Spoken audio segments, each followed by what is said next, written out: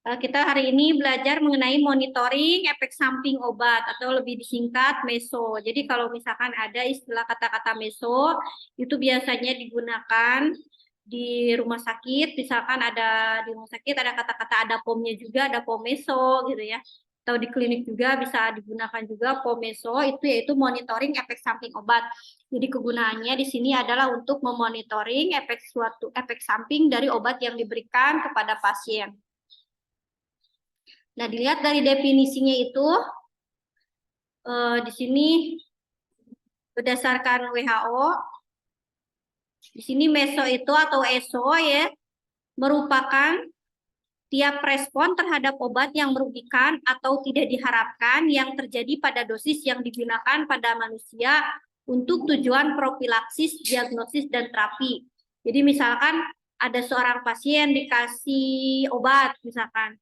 Nah, misalkan ternyata ada efek sampingnya, misalnya dia terjadi ruam atau gatal. Nah, sedangkan misalkan di obat itu tidak menyebabkan efek samping, obat-obatnya itu tidak menyebabkan efek samping seperti demikian. Nah, itu berarti kejadiannya kan tidak diharapkan, berarti bukan setiap individu yang diberikan obat itu misalkan akan gatal-gatal. Nah, tapi ada orang-orang tertentu yang misalkan diberikan obat.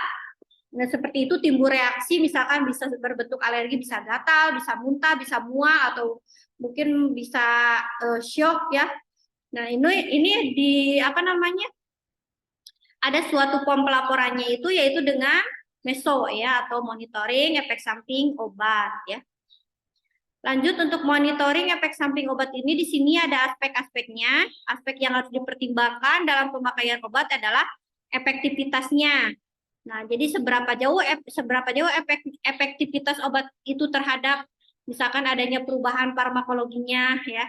Kemudian keamanan, apakah obat itu diperkirakan itu akan aman tidak jika misalkan diberikan kepada pasien yang memiliki tanda-tanda atau gejala misalkan seperti apa gitu ya, misalkan ada gejala apa pasiennya kalau diberikan obat ini aman tidak ya. Ini harus ada monitoring efek samping obatnya juga. Kemudian mutu. Nah, mutu di sini adalah mutu suatu obatnya. Apakah suatu obat yang mungkin dianggap berkualitas, seperti misalkan perbandingan antara diberikan obat yang paten atau generik atau mitu ya. Nah, mutunya bagaimana? Kemudian kerasionalannya. Apakah rasional tidak pasien seperti misalkan ini diberikan obat ini ya. Kemudian ada harga. Harga juga akan jadi pertimbangan ya. Jadi nanti ada yang namanya cost minimize analysis ya. Jadi untuk mempertimbangkan harga, misalkan seseorang, misalkan ada beberapa pasien yang darah tinggi, apabila diberikan obat A, misalkan harganya 3.000, obat B 3.000. Nah, ketika si pasien itu sama-sama di tensi dan penurunan tekanan darahnya sama, maka dipertimbangkan, maka kita pilih obat yang mahal atau yang murah. Kalau turunnya sama aja. Berarti yang murah ya, karena kenapa yang mahal kalau yang murah bisa gitu ya. Seperti itu. Kemudian aspek keamanan tidak terlepas dari kemungkinan terjadinya efek samping obat atau ESO ya. Nah, adanya ESO itu akan menambah masalah dalam hal apa? Yang pertama adalah morbiditas ya. Ada morbiditas itu suatu kejadian nanti akan terjadi penderitaan seperti apa ya. Kemudian atau perawatan atau perpanjangan masa perawatan. Nah, di sini berhubungan dengan pekerjaan dan penyerapan dana dan fasilitas. Karena misalkan kalau misalkan dirawat semakin lama kan nanti bisa menghambat pekerjaannya, kemudian dananya juga cash flow-nya akan terganggu. Nah, kemudian diperhatikan juga fasilitas yang kita berikannya apa. Kemudian kematian penderita ya, atau mortalitasnya. Jadi adanya efek samping obat itu nambah masalahnya kemana? Ke morbiditas, ke perawatan perpanjangan masa perawatan, kemudian bahkan yang paling fatal itu menyebabkan kematian penderita atau pasien ya. Nah, di sini mengapa perlu adanya meso? Nah, meso itu di sini yaitu sebagai informasi obat secara lengkap mengenai obat sebelum beredar di pasaran yang sulit didapat. Kemudian uji klinik yang memenuhi syarat tetap menghasilkan informasi yang terbatas. Maka perlu diperhatikan terhadap reaksi yang tidak diinginkan selama pemakaian, sangat perlu dipantau secara sistemik ya. Jadi untuk meso itu harus dipantau. Nanti dipantau itu misalkan di dalam darahnya secara farmakokinetika, apakah misalkan si obatnya itu mengalir di darah itu seberapa dicari nanti clearance-nya berapa ya gitu seperti itu. Kemudian klasifikasi efek samping obat. Nah, di sini berdasarkan dari patogenesis atau mekanisme terjadinya ESO itu, yang pertama ada reaksi akibat kelainan bawaan. Kalau misalkan bawaannya itu terkena alergi. Nah, reaksi ini terjadi akibat mekanisme imunologi. Jadi misalkan itu bukan salah di obatnya, tapi di tubuh si pasiennya itu ketika misalkan menerima obat itu. Nah, jadi itu adalah suatu bawaan dari tubuh tiap orang terhadap reaksi obat ya. Yang pertama alergi, kemudian kelainan genetik, misalkan reaksi akibat perubahan farmakokinetik obat. Jadi tiap orang itu berbeda-beda, ada yang reaksinya cepat, ada yang reaksinya lambat, ada yang reaksinya bahkan lebih fatal ya. Misalkan diberikan obat apa, misalkan bisa terjadi shock atau mungkin muntah ya. Kemudian reaksi akibat perubahan respon jaringan. Nah, respon jaringan juga tiap orang berbeda-beda ya. Ada yang misalkan tadi cepat, misalkan tiap si pasien ada 10 pasien, 1 sampai 10 diberikan suntik anti nyeri misalkan. Dari reaksi dari tiap pasien itu akan berbeda hilangnya rasa nyeri itu di menit keberapa, misalkan ditanya pasien ke-1 udah hilang belum rasa sakitnya, ternyata udah. Ada yang misalkan lama dan itu sangat berpengaruh. Contohnya misalkan kalau untuk pengguna narkoba itu respon terhadap hilangnya rasa nyerinya itu akan lama dibandingkan dengan orang yang tidak mengkonsumsi narkoba. Contoh lainnya kopi dan rokok juga sangat mempengaruhi. Jadi orang candu kopi dengan orang yang tidak sehari-harinya hidupnya jarang menikmati kopi, itu respon bila diberikan obat anti nyeri itu akan akan hilangnya nyerinya itu akan lebih cepat yang tidak minum kopi. Jadi contohnya begini, Ibu pernah ada yang having pasien ya, having pasien yang kecelakaan anak muda KLL. Jadi udah disuntik lidokain 1, pas si jarum benang mau dimasukkan dia tetap ngerasa sakit gitu. Pas ditanya, oh ternyata dia perokok berat dan kopi berat tiap hari gitu ya. Ya tidak cukup 1 ampul lidokain, jadi sudah disuntik anti nyeri juga, disuntik bukan anti nyeri itu baal ya kalau istilahnya ya. Bius lokal, anestesi lokal. Meskipun udah di anestesi lokal, ya jumlahnya memang kadarnya harusnya sebegitu ya, tetap dia merasakan sakit. Ternyata dia butuh 3 ampul baru pas dijahit nggak kerasa gitu, pas diheating itu nggak kerasa. Oh ternyata memang mempengaruhi ya, misalnya pola hidup seseorang itu akan mempengaruhi terhadap respon terhadap obat juga ya. Seperti itu ya. Ya contohnya begini, orang yang misalkan makan pedas tingkat levelnya 1 sampai 10, nanti kalau misalkan dikasih obat juga ya sama seperti itu. Ada yang tiap levelnya itu kamu dikasih pedas misalkan level 1 udah gini. Ada yang udah dikasih level 5 pasti antuk-antuk aja belum terasa tuh, tambah lagi katanya. Ada yang kayak gitu di sini. Siapa level pedasnya yang sangat tinggi di sini? Ya itu kayak hewan apa yang suka pedas itu, merak kali ya. Seperti itu ya.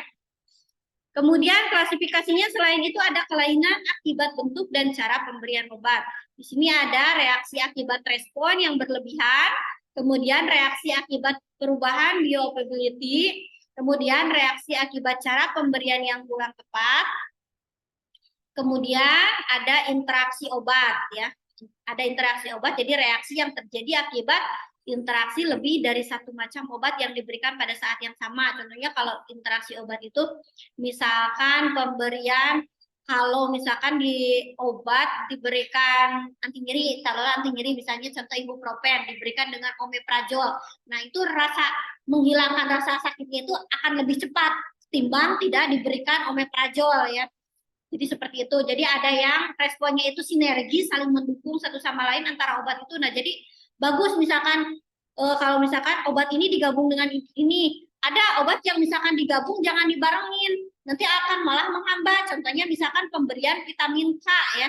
Misalkan untuk pemberian vitamin K tidak boleh dengan vitamin C. Obat untuk pembekuan darah misalnya tidak boleh dengan obat yang bisa si obatnya itu mengencerkan darah, nggak boleh ya. Jadi harus dilihat ada beberapa interaksi obat. Ibu lihat interaksi obat itu di mana. Coba kalau misalkan di HP itu di-download Medscape, di sana ada ya untuk interaksi obat. Jadi misalkan kalau kalian mau tahu, misalkan Medscape ya, diklik Medscape, nah nanti akan tahu obat kalian ketemu obat, masukkan si obatnya. Contohnya ibu udah nggak download sih, bukannya ibu udah hafal ya. Jadi kalau coba download aja ya Medscape ya di HP. Nanti kalian misalkan atau tapi bahasa Inggris ya. Ini karena yang penting itu orang kita yang ini kasih Medscape obat misalkan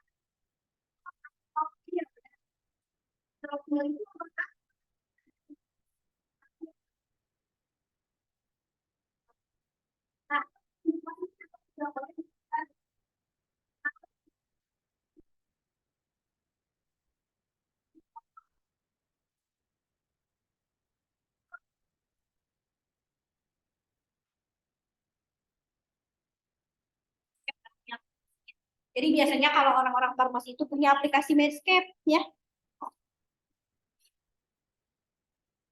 Untuk sekedar tahu aja kalau misalkan kalian mau tahu ya mengenai obat tapi sekarang mah ya udah googling aja nggak apa-apa. Kalau tapi lebih akurat dengan menggunakan itu ya. Kemudian sini faktor yang menentukan kejadian efek samping obat itu apa saja. Nah, di sini ada faktor obat, efek sitotoksik dalam dosis terapi. Jadi efek sitotoksik itu adalah racun, beracun. Jadi misalkan pemberian antibiotik. Kalau misalkan antibiotik harusnya sehari itu dikasih 500 mg. Supaya cepat sembuh nih, saya mau minumnya 200 mg, mau 4 tablet. Ya boro-boro sembuh, boro-boro kumannya mati, ya itu mau mati sama orangnya ya. Seperti itu ya, jadi itu efek sitotoksik dalam dosis terapi. Kemarin juga udah dijelaskan kan, jika obat itu misalkan diberikan itu ada ada mundur, jadi di sini misalnya obat itu harus 200 mg, ini ada ya. Kalau ada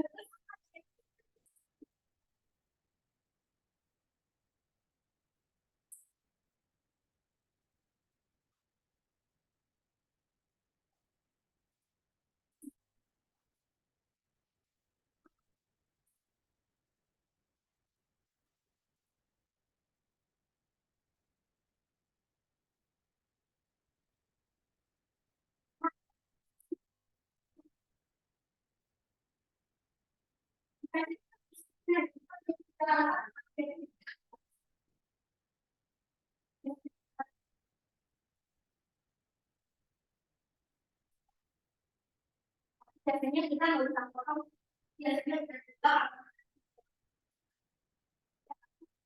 juga udah protekin nih ya, orang apoteknya juga takut salah nanti, takut salah minum. Malah ada yang misalkan kalau orang kampung itu sakit kepala, bukan sakit kepala hilang, bukan dimakan banyak obatnya, kan bodrek ya. Pernah ada yang makan bodrek 3 apa 2 ya. Jadi dia kehilangan indera pendengaran, jadi nggak bisa dengar. Hati-hati ya, misalkan itu akibat dari tadi toksisitas atau overdose ya, overdosis seperti itu. Kemudian obat dengan margin of safety yang sempit. Jadi margin of safety yang sempit itu obat-obat seperti yang hanya orang-orang tertentu aja yang minum. Contoh kalau obat yang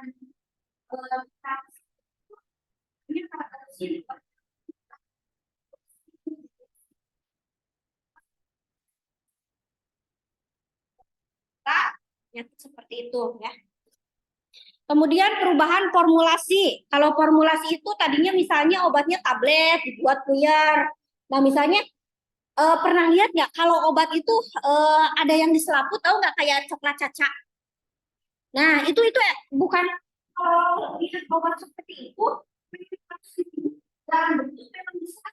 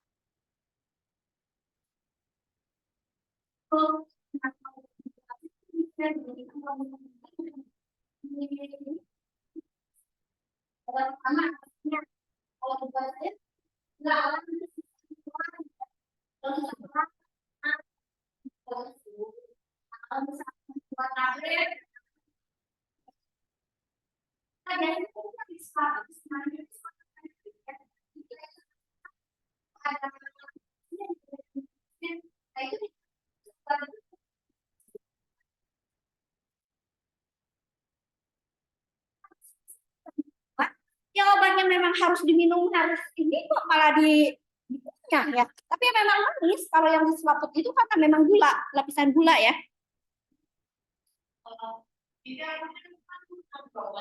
Hmm.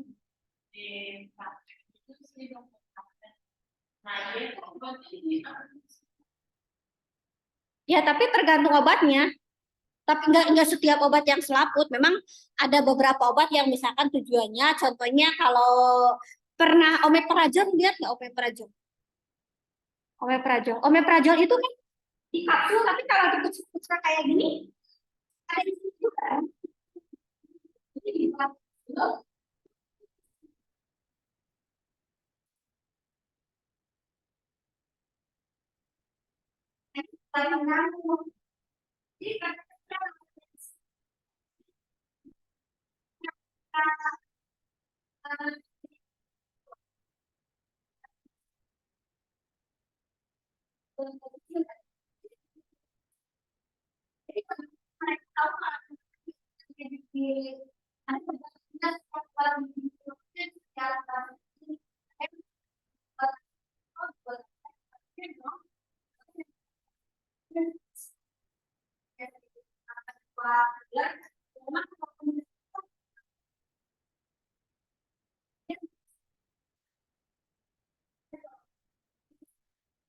jadi supaya jadinya cepat hilang nggak apa-apa dihancurin. Jadi tidak setiap obat apa namanya harus dihancurkan atau harus ditelan misalkan seperti itu. Jadi biasanya kalau yang salut selaput enterik memang itu sengaja diselaput supaya hancurnya itu yang pertama lama, kemungkinan supaya hancur di usus ya, seperti itu ya. Kemudian perubahan fisik obat. Nah, kalau perubahan fisik obat biasanya kalau obatnya sudah tidak berguna meskipun jadi kalau melihat obat itu ya secara ini pernah dengar nggak kalau obat adalah ini itu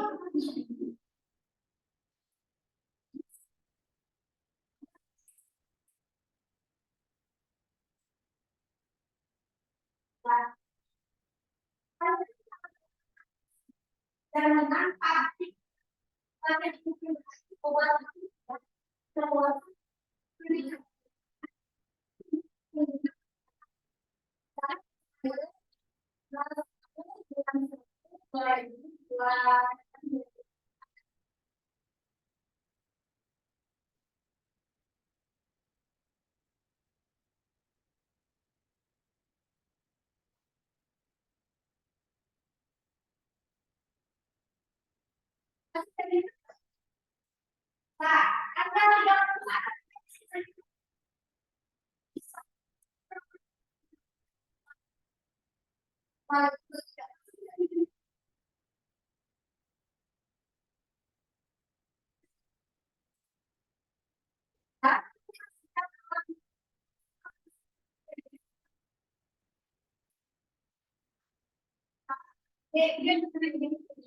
kalau di luar dia nggak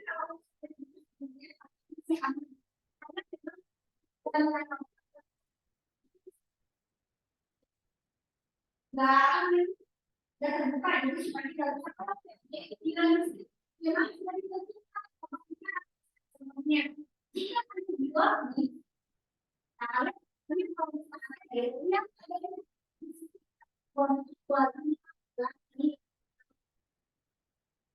buat kita dapat kalau buat kali ketiga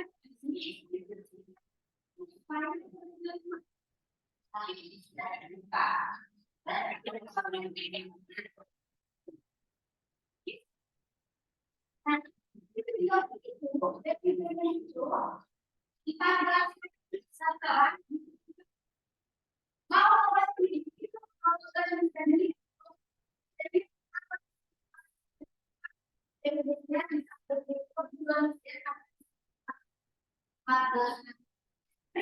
Tahu krim buat wajah itu expirednya 3 bulan.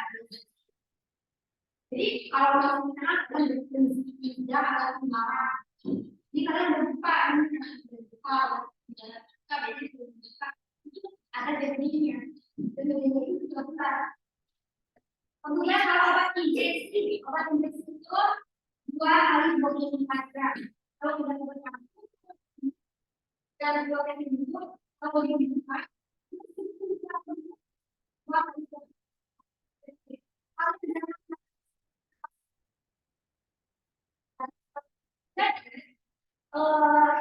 ini jangan pastinya ini yang kalau misalnya kalian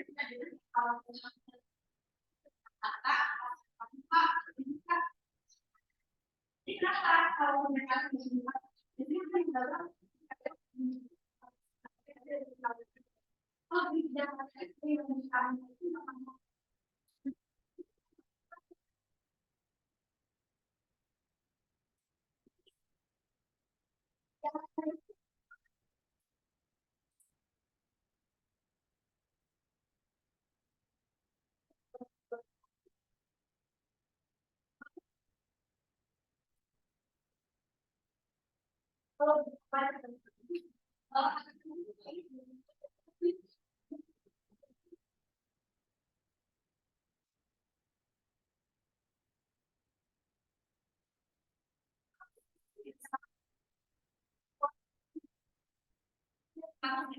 jadi jalan. Jadi suatu apotek itu misalkan membeli obat, ternyata di bawah itu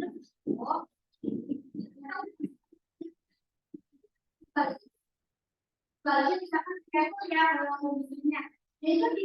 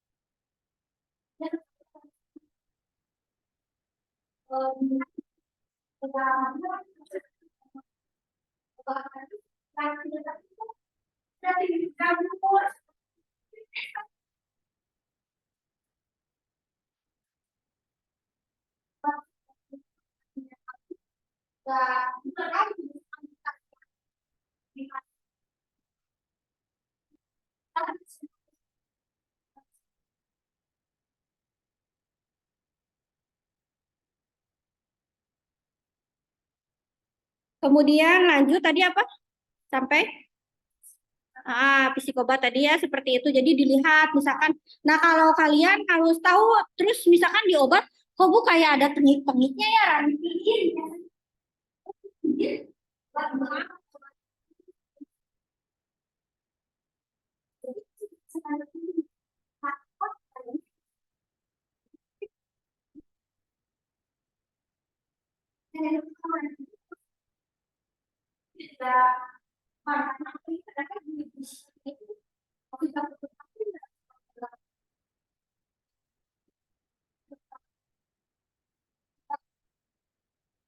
Jadi kalau memang sudah ciri fisiknya obat seperti itu, tapi kalau misalkan obat itu mestinya warnanya putih, kenapa jadi agak kehitaman? Nah, itu harus hati-hati meskipun expirednya masih lama ya. Jadi harus kalian lihat dulu baunya, rasanya, warnanya. Jadi harus perhatikan itu warna, bau, rasa biasanya seperti itu ya. Kalau warnanya berubah Berarti ini udah nggak baik ya, udah terkontaminasi udara, udah bereaksi dengan udara, kemudian biasanya terjadi perubahan rasa yang tadinya manis, jadi kok aneh ya, jadi rada pahit gitu ya. Berarti itu telah terjadi proses fermentasi kan, kelewat ya manisnya jadi agak pahit seperti itu. Kemudian untuk faktor penderita, nah di sini yang kelainan genetik ya. Jadi tiap orang itu misalkan ada yang memiliki kelainan genetik, eh, tidak bisa, contohnya dikasih antibiotik, ada yang menderita dikasih antibiotik penyebab dari amoxicillin, ada yang menderita Stephen Johnson. Coba lihat googling di internet yang Stephen Johnson itu gimana, itu merah-merah semuanya. Jadi hati-hati kalau mengkonsumsi amoxicillin ya.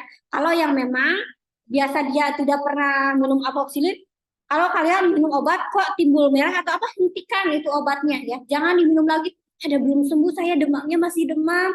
Ini masih diminum, terus obatnya padahal udah timbul merah-merah atau seperti apa, kali gata ya. Seperti itu ya. Nah, hati-hati. Nanti kalau yang lebih fatal itu si Johnson bisa kayak terbakar gitu ya. Pernah dulu ada yang berobat ya ke klinik juga. Ini kenapa?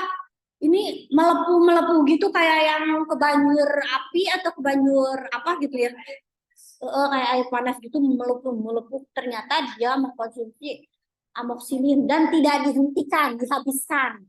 Makanya kalian harus belajar peka kalau ketika minum obat itu ada terjadi perubahan nggak? Ya kalau enakan berarti ada perubahan. Oh ternyata saya jadi agak ringan, jadi enak, pusingnya hilang, ya berarti lanjutkan. Kalau misalkan udah, kok ya biasanya kok jadi malah mual, nah udah, kalau mual kok makin mual, udah berarti berobat lagi, jangan jangan terus aja diminum. Apalagi kalau udah misalkan timbulnya kelihatan itu jadi gatal-gatal, jadi merah di kulit, udah di stop aja. Mungkin kalian itu kelainan genetik di tubuhnya, ketika menerima obat itu kalian menimbulkan reaksi seperti itu ya.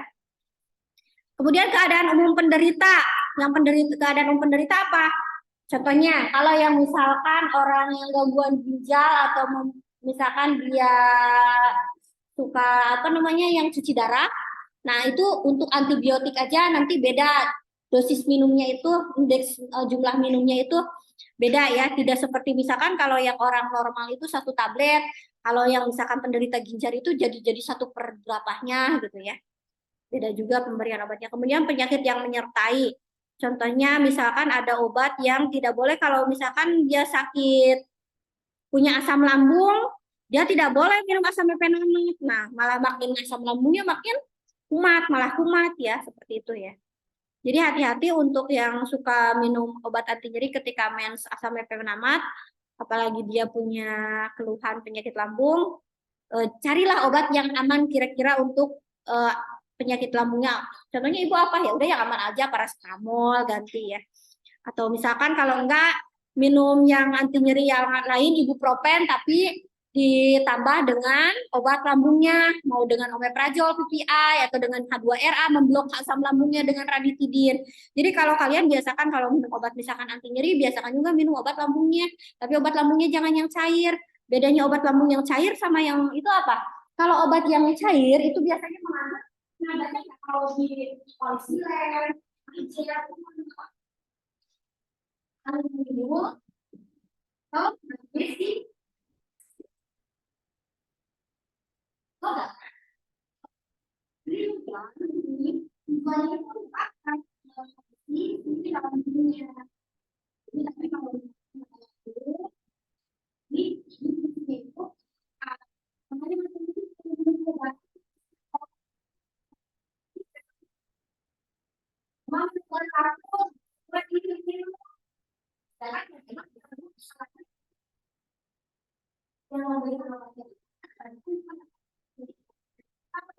jadi kalau misalkan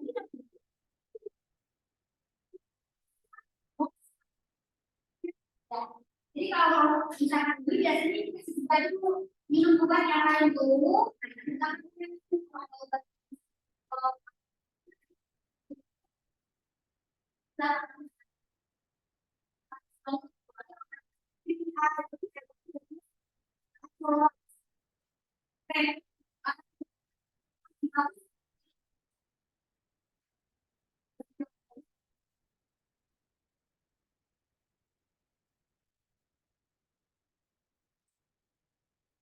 Makanya kenapa yang penyakit mah itu obatnya double, yang minum sama yang kapsul itu ya. Karena ada yang sifatnya itu melapisinya, ada yang menghentikan asam lambungnya. Karena penyebab asam lambung itu biasanya di lambung itu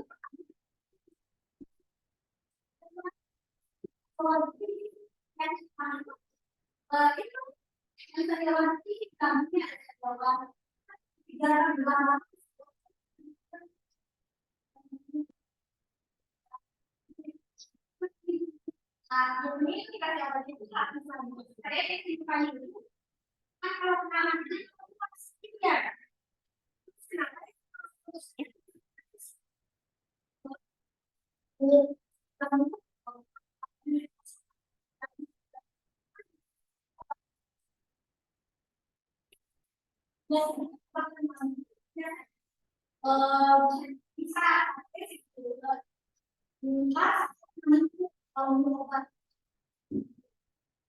ibu aja baru tahu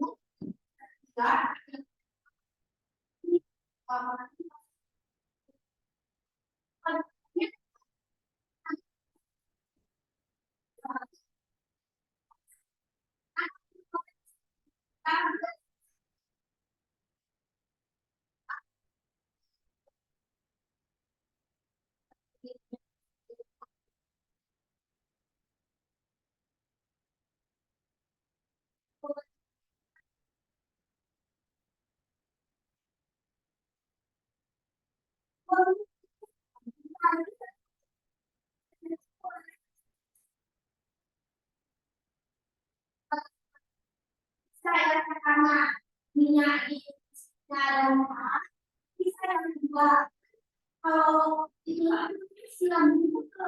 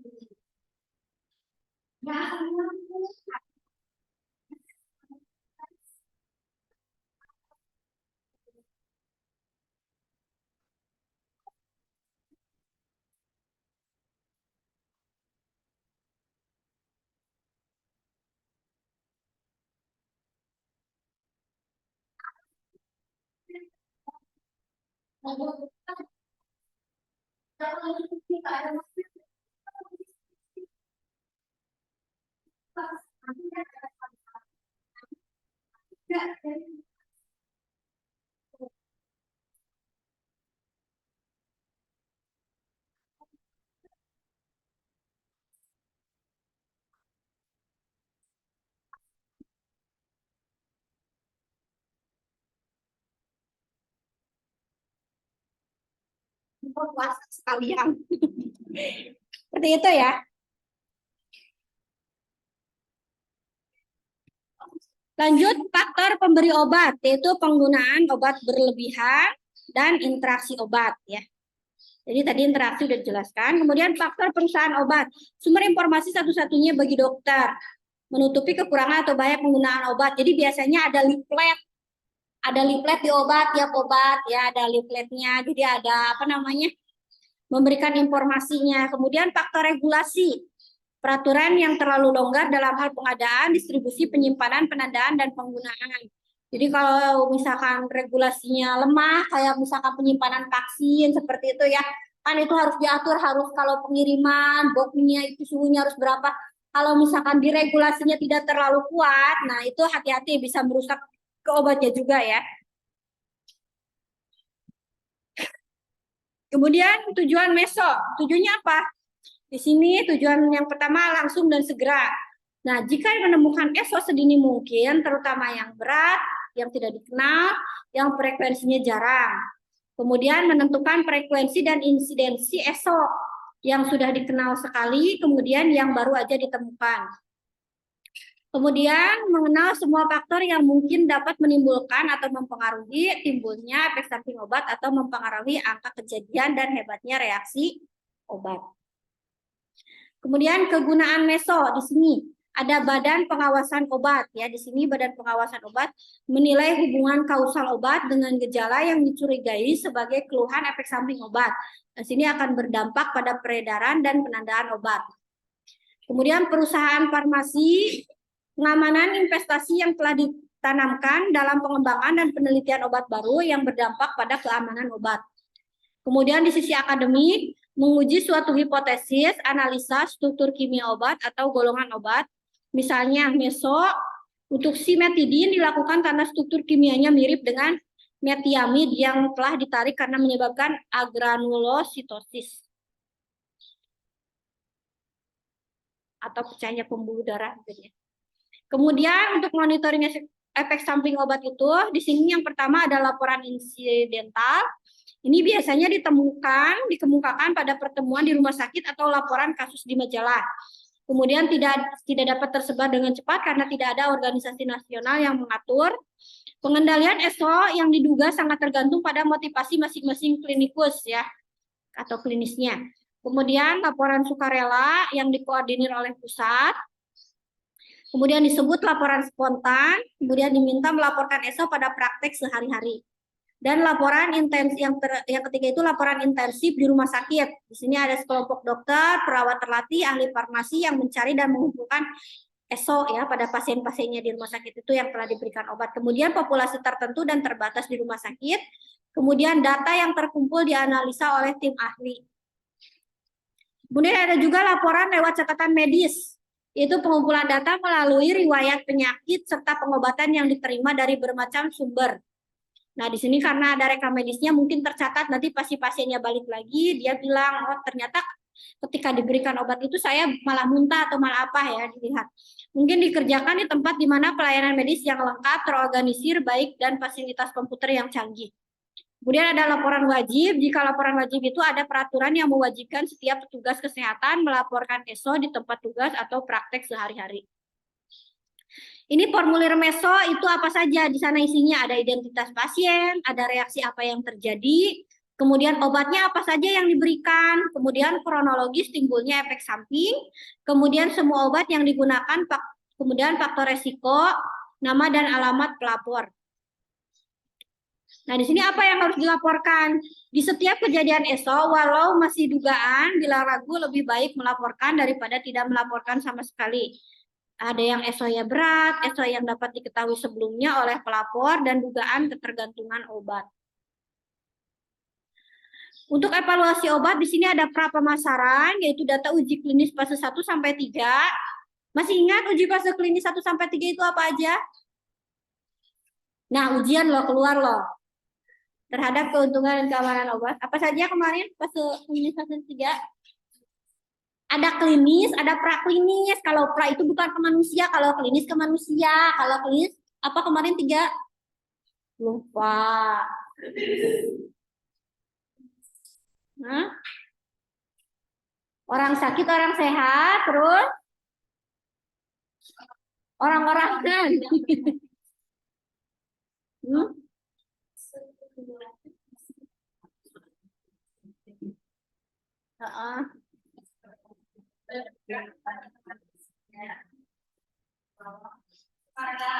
Yang sukarela, terus